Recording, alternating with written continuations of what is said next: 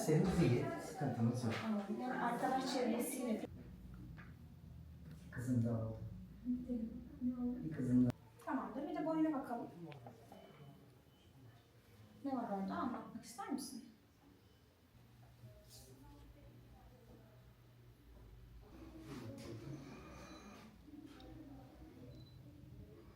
Merhaba, ben çocuk gelişimci Derya Nur Akçam. EYB İlçe Sağlık Müdürlüğü Sağlıklı Hayat Merkezi'nde çocuklarımıza gelişimsel değerlendirme yapıyoruz. Yani onların fiziksel, zihinsel, dil ve duygusal olarak nasıl ilerlediklerini takip ediyoruz.